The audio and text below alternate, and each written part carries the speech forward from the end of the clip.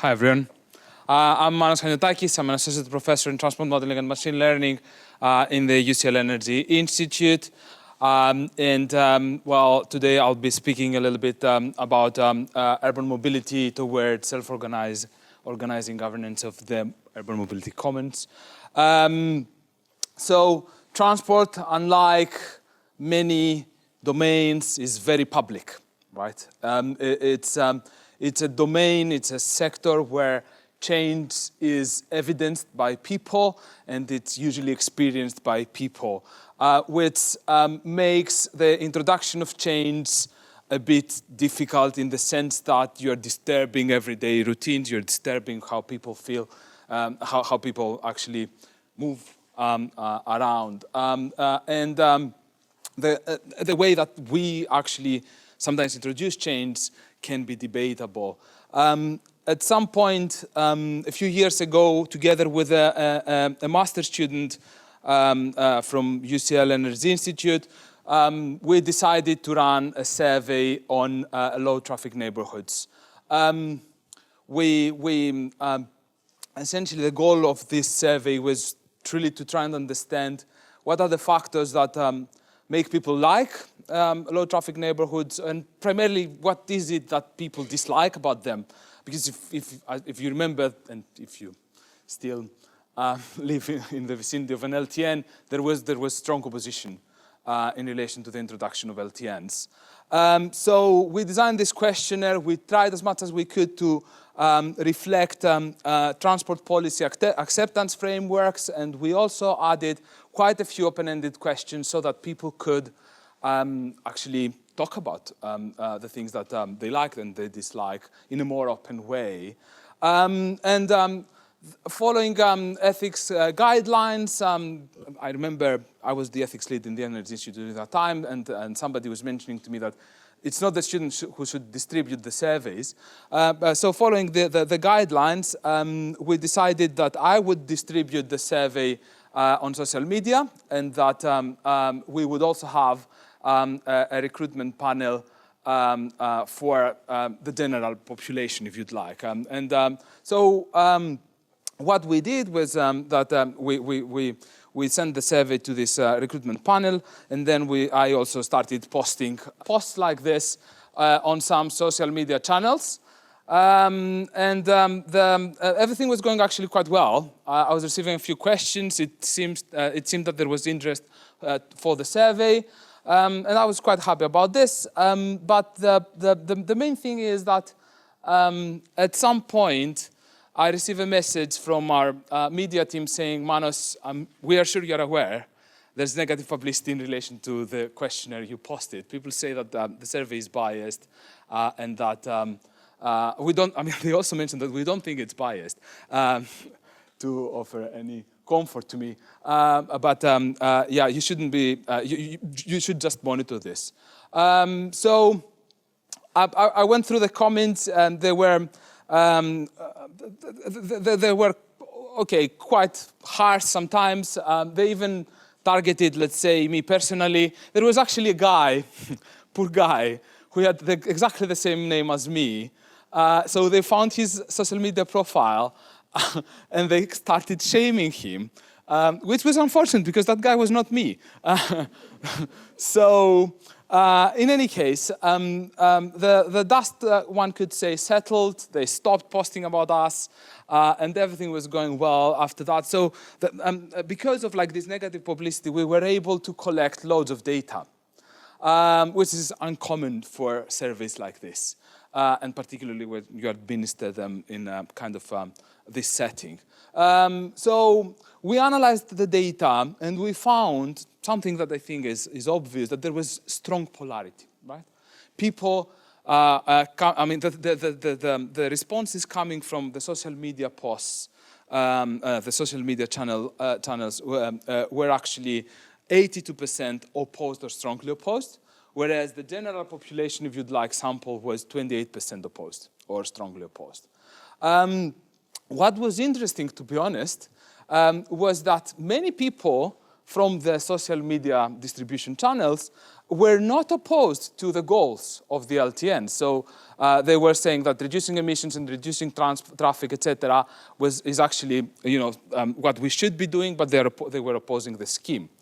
Now we did loads of different, let's say, models, structural equation models, hybrid choice models, and so on.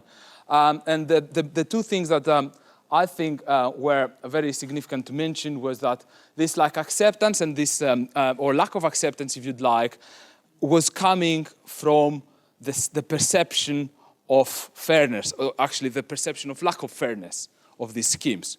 And this was the main contributing factor from our models. Also, effectiveness was actually also important, but less so. We actually, I think what was also critical and probably most important was that acceptance was linked to behavioral change. So if people are not, they don't like the scheme, they don't accept the scheme, they cannot, they would not be moving towards behavioral change. Transport, this is key for transport, right? Because we are in a period of time where technologies actually alter the way that transport is operating. We have all these technologies that you see down there, induced with the emergence of artificial intelligence, digital twins, and whatnot, which disrupt the way that transport happens, how urban mobility happens. And now, it's not the technologies themselves. It's actually the impact of the technologies that matters. They change the urban form. They change the way that, that we would be experiencing the city, the urban space in a few years.